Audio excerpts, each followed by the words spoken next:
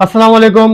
New BBC news के साथ राशिद खान आपकी खिदमत में हाजिर है। जी आज मैं मौजूद हूँ anti crime human rights police and public organization के ऑफिस में और मेरे साथ मौजूद हैं इब्रार अहमद सिद्दीकी साहब जो कि चेयरमैन है anti crime human rights police and public के। तो आज हम बात करेंगे क्राइम के हवाले से कि किस तरह जो क्राइम की रोकथाम मुमकिन है और किस तरह जो बढ़ते हुए क्राइम को रोका जाए इस कराची के अंदर से।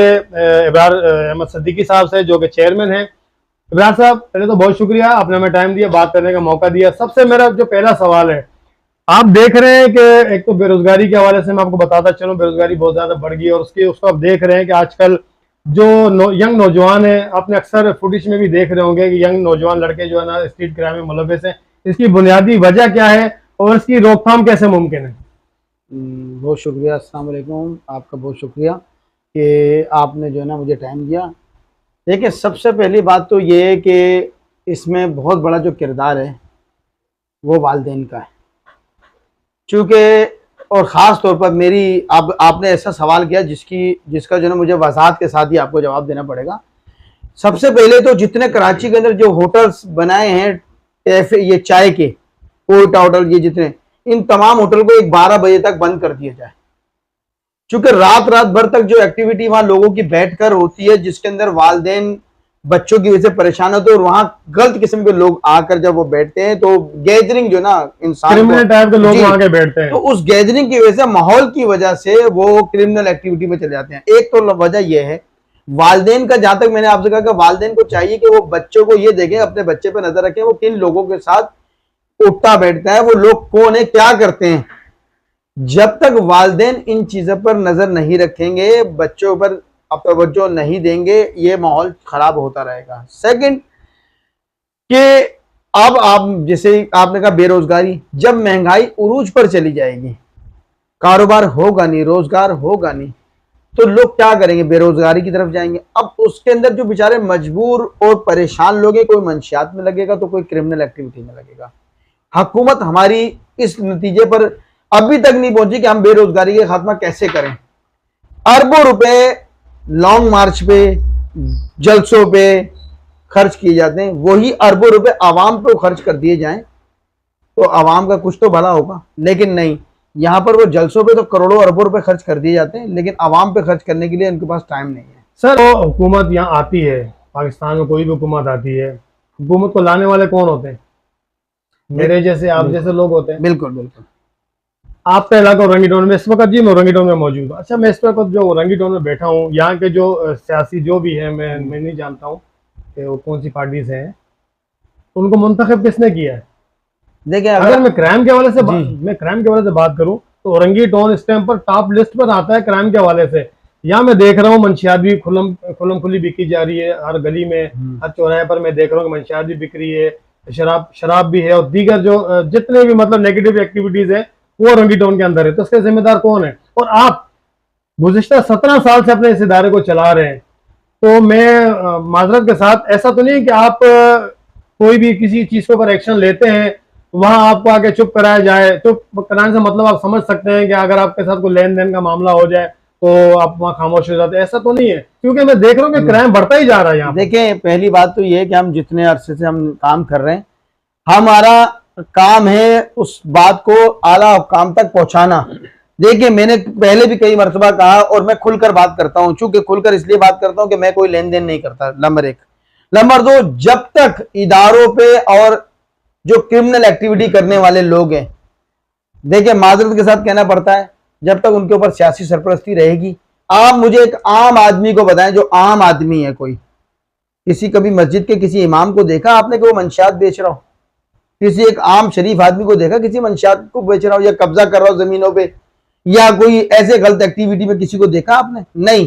क्यों? क्यों? उनको पता शरीफ लोग शरीफ है, उनको तो वो वास्ता ही नहीं रखना चाहते ऐसे गलत लोग एक्टिविटी। सर मैं आपसे वही बात कर रहा हूँ। अभी मैंने आपकी पोस्ट देखी, आपने काफी काम किया। अभी हालिया जो आपने कोई वेलफेयर का कोई ग्राउंड है, वहां पर कोई सियासी जमात थी जो अपना संडे बाजार या कोई बाजार लगाना चाह रही थी, वो तो आपने रोक दिया। बाजार तो लगने से रोक दिया, लेकिन मंशियात को आप क्यों नहीं रोक पा रहे? इसकी वजह क्या है? मैंने आपको कहा, अभी भी मैं आपको दोबारा ये बात कह रहा हूँ कि जब तक अगर इसमें ऊपर के जो लोग हैं, अफसरान बाला, सियासी लोग, जब तक ये मुखलिस नहीं होंगे ये मामला खत्म नहीं हो सकता। मैंने भी आपको कहा ना कि कोई, आप मुझे बताएं, कोई मस्जिद का इमाम बेच रहा है, कोई शरीफ आदमी बेच रहा है, वो लोग हैं जिनके ऊपर किसी ना किसी की सरपरस्ती चल रही है, वो लोग। अब मेरे जैसे, अब मैंने पिछले दिनों एक और इंटरव्यू हुआ था, उसमें क्या हम निशानदेही करें, क्या मीडिया निशानदेही करें? अगर हमने ही निशानदेही करी तो जो बड़े बड़ी सीटों पे जो लोग बैठे हैं, अफसरान बैठे हैं, वो घर चले जाए ना। फिर कार्रवाइयां तो उन्होंने करनी, आपके मेरे पास इख्तियारात कोई, हम तो सिर्फ निशानदेही कर सकते हैं कि फला जगह पर ये एक्टिविटी हो रही है। बंद करना नहीं करना उन लोगों का काम है। अब तक आपने कितनी निशानदेही की है कि मंशियात के ऊपर? मैं आपको बता सकता था कि मेरा औरंगी टाउन से कोई ताल्लुक नहीं है। मैं आपको बता सकता हूँ कि औरंगी टाउन के कौन से इलाके में कहाँ पर चर्च, हेरोइन, शराब या दीगर जो गलत एक्टिविटीज हो रही है, नशा बिक रहा है, मैं आपको बता सकता हूँ। मेरा औरंगी टाउन से कोई ताल्लुक नहीं है। आप तो यहाँ के रिहायशी हैं, आप तो शुरू से यहीं रह रहे हैं। मुझे ये बताएं, आज तक आपने कितने जो है ना, इतने केसेस हैं जो आपने अपने हाईलाइट किए हैं या आला हुकाम तक आपने बात मेरे कितने के, मैंने बेइंतहा अखबारात के जरिए भी और एप्लीकेशन की सूरत में भी, यहाँ तक के मेरा एक ब्रोशर है, शायद मैं आपको दिखाता हूँ, इसमें वाज़ा अल्फाज में लिखा है, वाज़ा अल्फाज में लिख दिया है। और कैसे लिखे हम, वाज़ा अल्फाज में लिख दिया है, ये देखें, रजिस्टर्ड है क्राइम के खात्मे के लिए पुलिस एंड पब्लिक एड, यानी कि हम पुलिस के साथ भी क्राइम के खात्मे के लिए हैं और पब्लिक के लिए साथ भी हैं। अब अगर पुलिस के साथ जो मामला दें, पुलिस तो खुद ही बारो बार बस माजरत के साथ बोलना पड़ा, निपटा देती है मामला को, पब्लिक की सुनवाई नहीं है। तो आप मुझे बताएं, आवाम किस जगह पर खड़ी है? अभी आपने अभी एक सवाल किया है, आप माजरत के साथ, चूंकि तल्ख बात हो रही तो तल्ख जवाब भी मिलेंगे आपको। ये जब आपने एक बात की कि आप एक कोरंगी में रहने वाले, आपको पता है, तो क्या इस इलाके का SHO, SSP, DSP, SP, क्या इनको नहीं पता है? या आप और मैं निशानदेही करें जाकर? सर, मैं आपसे वही तो बात करने जा रहा हूँ। पता है और एक्शन नहीं ले रहे, तो आपने इदारा काहे के लिए खोल के बैठे हुए? सर, मैं तो आपसे यही कह रहा हूँ ना कि 17 साल से आप इदारा खोल के बैठे हुए, आज तक यहाँ पर मंशियात नहीं रुक सकी। यहाँ तक कि सर, माजरत के साथ यहाँ पर जिस्म फरोशी भी की जा रही होती है, बिल्कुल बिल्कुल ऐसा ही है, स्टॉप ही चल रहे हैं यहाँ पर आपके, और दीगर जो क्राइम के मुतालिक एक्टिविटीज है वो यहाँ हो रही हैं। अगर वो देखकर भी नहीं इसको रोक पा रहे हैं, तो इसके ऊपर आपने क्या? देखिए हमारा तो सवाल ये है ना कि देखिए, हम निशानदेही कर सकते हैं, मिसाल के तौर पर हम बता सकते हैं, मुताल्लिका इदारों को उन तक की आवाज अपनी पहुंचा सकते हैं। हमें क्या IG सिंध ने ये इख्तियार कोई दिया कि हम जाके बंद करा दें? हमने तो पिछले कई मरतबा ये जो पहले के जो IG सिंध भी आए, एडिशनल IG सिंध भी आए, हमने उन तक को भी अप्रोच करी है कि हम चाहते हैं कि रजाकाराना तौर पर हम आपके साथ काम करें। रजाकाराना, हमने कोई तनख्वाहें नहीं लेनी है, हमें रजाकाराना तौर पर सपोर्ट दी जाए। हमने तो यहाँ तक कहा है कि SSP ऑफिस में ह्यूमन राइट्स के हवाले से एक ऑफिस बना के दिया जाए हमें, ताकि हम वहां पर अवामी मसाइल, जो लोग डरते हैं थानों में जाके काम अपने मसाइल को देने के लिए, और उनको पता है, जबकि IG सिंध ने भी काफी मरतबा बार बार कह चुके हैं किसी की FIR की कॉपी की, FIR की पैसे भी नहीं दिए जाए। लेकिन हमारे यहाँ रिवाज ये बन चुका कि बगैर पैसे के कोई काम ही नहीं है।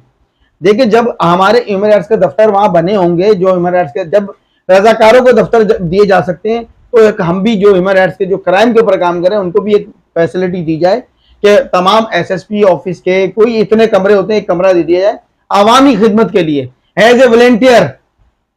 और जो जब जब IG सिंध को हमारी जरूरत पड़ेगी, जब जब SSP, DIG, IG को हमारी जरूरत पड़ेगी, हम उनके साथ खड़े होंगे एज ए वॉलंटियर। हमें कोई पैसा नहीं चाहिए, इस मुल्क के लिए हमारी तन मन धन सब कुर्बान है। तो सर, मैं आपसे वही तो अर्ज कर रहा हूँ कि आपने जैसा भी अर्ज किया कि इसकी रोकथाम के लिए एक इदारा जो है, मुतल्लिका SSP ऑफिस जो है वहाँ होना चाहिए। तो मुझे अब ये बताएं कि आपने इसके मुतालिक किसी आला हुकाम से, 17 साल आपकी इस NGO को हो गए, ऑर्गेनाइजेशन को, आपने गुज़िश्ता 17 साल से आज तक कोई ऐसी बात की है अपने IG साहब से या DIG से या SSP ऑफिस में जाके, या मुतल्लिका जो आपके MNA MPS हैं? इससे पहले जितनी दफ़ा भी हमारी बात हुई है, मेरी SSP साहब से कई मरतबा मुलाकात हुई, यहाँ तक कि एक SSP साहब से तो ये बात हुई है मेरी, अगर वो मेरा बयान सुनेंगे तो वो समझ जाएंगे कि ये बात मेरे भी की जा रही, मैं नाम लेना नहीं मुनासिब। उनके पास में गया तो उन्होंने मेरे से, जब कमरे में मैं दाखिल हुआ, मैं बैठा हूँ, और अब बाखुदा अल्लाह हाजिर है कि ये अल्फाज ऐसे ही हैं जैसे मैं बता रहा हूँ। उन्होंने मुझसे कहा कि सिद्दीकी साहब, अगर आप ये मेरे पास शिकायत लेकर आए हैं ह्यूमन राइट्स की तरफ से कि पानी वाला गोश्त बिक रहा है, तो उसके लिए हेल्थ डिपार्टमेंट है, और अगर आप मेरे पास ये शिकायत लेकर आए हैं कि मंशियात बिक रही है, उसके लिए नार्को टैक्स का इदारा है। बाखुदा अल्लाह गवाह, मैंने जब उन्होंने सारे इदारों को गिनवा दिए तो मैंने उनको कहा, मैंने फिर सर आपके पास तो कोई काम ही नहीं बचा, फिर आपके पास कोई काम नहीं बचा, क्योंकि जब सब इदारे गवर्नमेंट ऑफ पाकिस्तान ने बना दिए हैं, उसके बावजूद भी पुलिस मकान बन रही होती तो वहां से पैसे उठाती है, मंशात बिक्री वहां से पैसे उठा रही है, कोई भी XYZ काम होता है पुलिस वहां पहुंच जाती है और वहां से पैसे ले लेती है।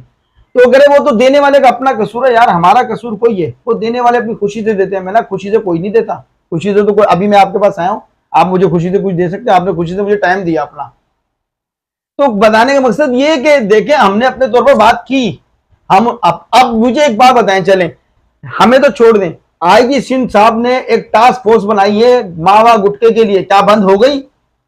आपसे सवाल है मेरा। मावा गुटका तो मैंने क्या IG सिंध साहब कामयाब होगा उसको बंद कराने के लिए? नहीं, मस्जिद और ऑन हो गया है सर। इसकी सरपरस्ती कौन कर रहा है? मैं आपसे वही तो अर्ज कर रहा हूँ। मैंने तो आपको बताया, मैं आपको वही बता रहा हूँ, अगर इसकी सरपरस्ती जैसे आप कह रहे हो कोई सियासी शख्सियात है वो कर रहे हैं या कोई दीगर इदारे वाले कर रहे हैं, तो इसकी रोकथाम कैसे मुमकिन है? मेरा सवाल तो आपसे यही है ना। नहीं हो सकती इसकी रोकथाम। तो सर अगर ये नहीं हो सकती तो फिर आपने अपने इदारा क्यों बना के बैठे हुए? इसलिए बना के बैठे कि हमारा काम नहीं है बंद कराना। जो को गवर्नमेंट ऑफ पाकिस्तान तनख्वाहें देती, लाख लाख, 2-2 लाख, 5-5 लाख रुपए, हमें को गवर्नमेंट ऑफ पाकिस्तान या सिंध हमें तनख्वाहें नहीं देती। हम मदद, अपनी मदद आपके तहत है, तो वॉलंटियर चल रहे हैं, अपनी मदद आपके तहत चल रहे हैं। जब वो बंद कराने में कासिर है, जब उनके ऊपर थ्रेट आती है वो बंद कर देते हैं। हम तो निशानदेही कर सकते हैं कि फला जगह पे काम हो रहा है, उसको बंद करा दें। अब अगर SHO साहब कहते हैं हाँ जी मैं बंद करा देता हूं, और फिर भी वो बंद नहीं होता, तो उसमें हमारा देखें, हम एक अबाबील की तरह किरदार अदा कर रहे हैं कि अबाबील ने अपनी चोंच में पानी लाके आग बुझाने का किरदार अदा कर, कोशिश कर रहे हैं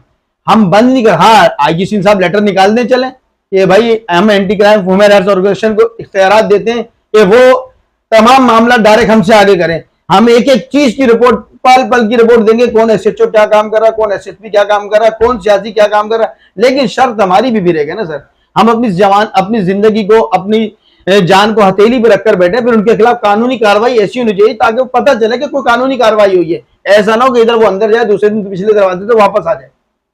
अच्छा जी इब्रार साहब, सबसे आखिर में मेरा आखिरी सवाल आपसे ये है, ये क्राइम को रोकना कैसे मुमकिन है? क्या तरीकाकार, क्या लाएम होना चाहिए हमारी गवर्नमेंट सतह पर भी, और हमारे जो डिपार्टमेंट है मुतलका, जैसे एंटी नार्कोटिक्स वाले हैं, पुलिस है या दीगर जो हमारे इदारे हैं, कैसे मुमकिन है कि इस क्राइम को रोका जाए? क्योंकि हमारे नौजवान, आप देख रहे हैं कि नौजवान तबाही की तरफ जा रहे हैं। सर इसका बहुत आसान काम है। अच्छा, आप माशाल्लाह कराची में रहते थे और आपने कराची में एक वक्त गुजारा, और जो कराची में रहता है ना, जिसने जिंदगी गुजारी है, उसने वो हर दौर देखा जो क्रिमिनल से क्रिमिनल दौर, और कराची का वो दौर देखा जो कठिन से कठिन दौर था। लेकिन आज उसी इदारों ने, हसास इदारे लगा लें, यही पुलिस रेंजर्स जितनी भी हमारी है, इन्होंने इस शहर से वो क्रिमिनल एक्टिविटी खत्म करी है ना। बिल्कुल की है ना, आप मानते हैं? कोई शक नहीं है। किसके जरिए करी? आवाम के जरिए करी है सर, वो आवाम के जरिए करी है। उन्होंने आवाम से दोस्ती का हाथ बढ़ाया, जो कि 2010 में रुस्तम नवाज DSP साहब थे। उनको मैं एक बात कहता था 2010-11 में, मैंने वो मेरे प्रोग्राम में मैंने कहा सर लोग थानों में आते हुए डरते हैं, एक ऐसा किया जाए आवाम पुलिस दोस्त, ताकि आवाम जो ना अपने तौर पर थाने में आके डरे नहीं कोई बात। अल्हम्दुलिल्लाह वो बात आगे तक गई, तो आवाम पुलिस दोस्त के इश्तिहारात भी चले, एड भी चले, इसको सराहा भी है। ठीक है, बात यह कि सर जब तक अवामी मामला अच्छे तौर पर नहीं होंगे, मिसाल के तौर पर राशिद भाई ने आके मुझे एक बात कही SHO साहब को, उस पर कार्रवाई हुई। अब राशिद भाई का नाम ना बताया जाए, राशिद भाई को वो नाम रखा जाए, राशिद भाई को वो सपोर्ट दी जाए जो सियासी लोगों को सपोर्ट दी जाती है कि हाँ भाई राशिद भाई हमारे खास आदमी हैं जिनके लिए हम ये काम कर रहे हैं। अब राशिद भाई ने एक काम करा, उधर हेड मोरन ने बता दिया यार ये तो राशिद भाई ने काम करा है। तीसरे दरवाजे से राशिद भाई के घर पर थ्रेट आ गए, बेचारे कोई बच्चा अगवा हो गया, कोई बच्चे को मार दिया, बीवी को मार दिया, किसी और को मार दिया, किसी को जख्मी कर दिया। अब मुझे बताएं उसका जिम्मेदार कौन होगा?